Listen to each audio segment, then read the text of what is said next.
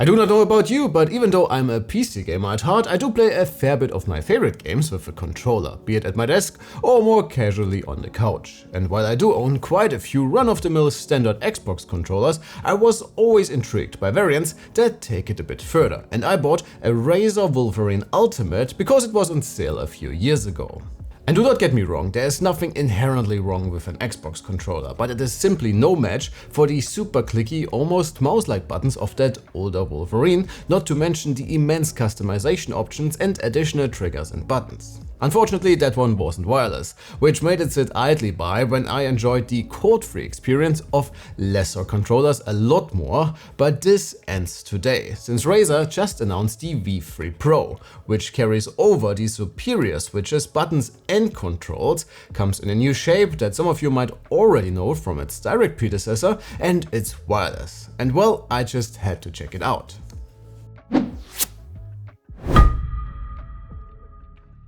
Before we get into it, this is not a cheap controller, and that's actually one of the main benefits of the standard Microsoft controllers I talked about before. They are relatively affordable. This one is much more aimed at enthusiasts or esports pros, which I am definitely not. However, I value usability and a great gaming experience, so even for a much more casual gamer like myself, this one is very interesting. Thankfully, the difference in price also shows when it comes to accessories, and while you will, for example, have to purchase the wireless dongle for your Xbox controller separately, it comes included with the V3 Pro. In addition, you also get a pretty sturdy carrying case, a braided cable and a second set of thumbstick caps. But enough with the chit-chat, how does it feel?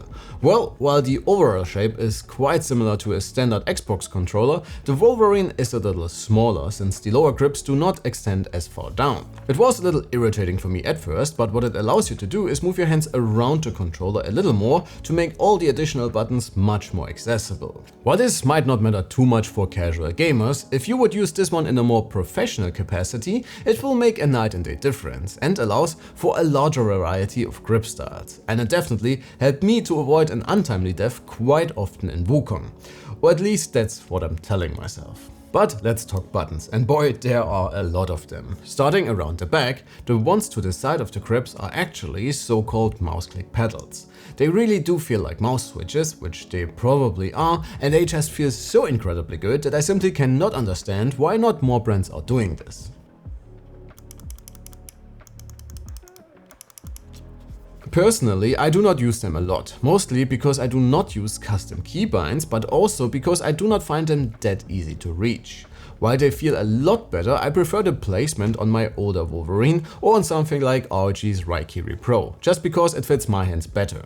At the top you get two sets of shoulder buttons with the same satisfying tactility, albeit without the mouse-like clickiness, and a pair of analog triggers that must be amongst the best I have ever laid my index fingers on.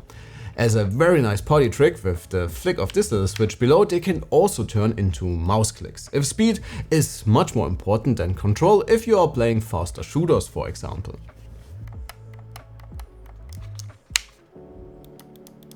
You get the same micro switches in the ABXY buttons, and with those I cannot really make up my mind what I like more.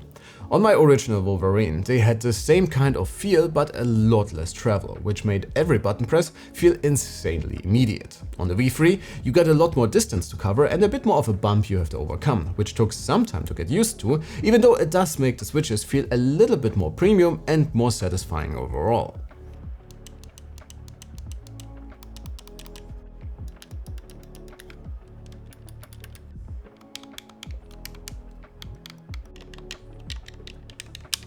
The floating D-pad, and sorry to say this again, has the same tactility that makes every other controller I have used so far feel plain mushy and like a cheap toy.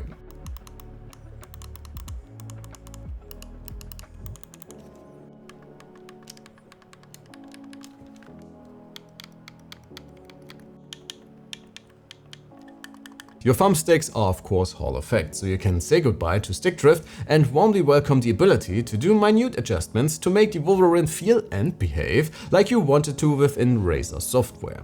Speaking about software, unfortunately you cannot use Synapse to customize your fancy new controller like you can with most of Razer's peripherals.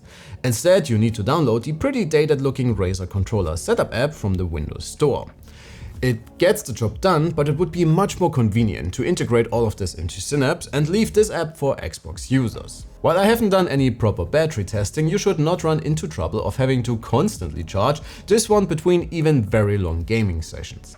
And if you have to, well, you still get a cable. And by the way, just in case you do want to get every bit of competitive advantage, there's also a 1000 Hz pulling rate tournament mode, which disables all of your customization options, but reduces any input lag you might fear to an absolute minimum. But that should be it for today. Again, the Wolverine V3 Pro is not a cheap product, but either you are a pro and can appreciate the more advanced features this one offers, or you are like me and simply get a kick out of insanely satisfyingly feeling switches and buttons.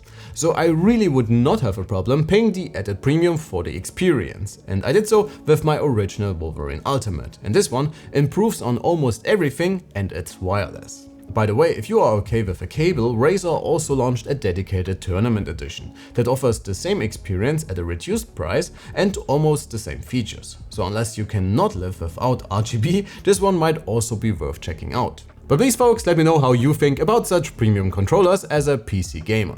Money wasted or well worth the experience? Sound off in the comments below. This should be it from my end today. Please leave your like and sub on your way out, and for more about laptops and peripherals, feel free to check out our latest videos. Thanks a ton for watching. My name is Alex, you have been fantastic, and I cannot wait to see you all in the next one. Take care.